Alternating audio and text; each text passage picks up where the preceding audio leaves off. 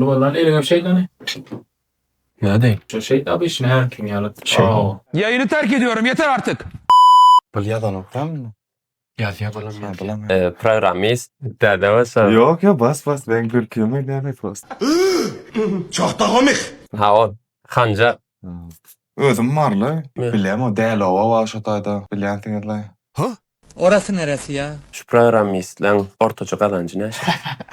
Ayarlan yaş sağlanmaya erkeklerin pul sorulmaya değil yara yönüp böyle Türkmenistan'da da adam böyle. Üstad bilen Hancar kim? Ha? Normal. Saymasam bilen bunu kesay. Programist olmak isteyen yaş nemeden başlamalı? Programирование o da şu hatta terat üytük gidip var ya. Ya şahit var bilmeyen ha o çağlıktan başlayanlar ba yapay zeka ile. Emel An.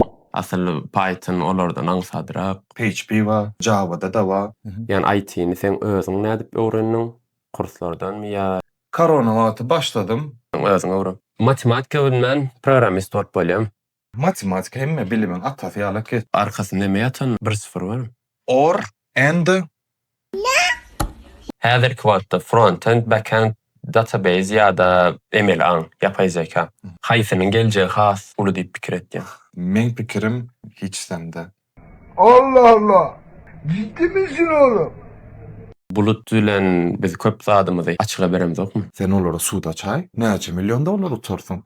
Vay canına. IT-de üstünlük kazanmak üçin iň möhüm aýratynlyk näme? Yani bir belli bir talant gerekmi ya sabır kanagat ya da köp işlemek. Dur sana Arapça anlatayım. Näle sen doğru soramana bilmele. Sana näme? Men bunun için 3-4 yılım verdim.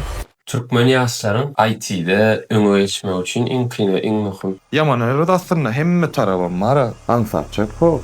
Türkmenistan'ın aklista bu tarafta. Türkiye gowy. Näçe erwet diýselerim yalan.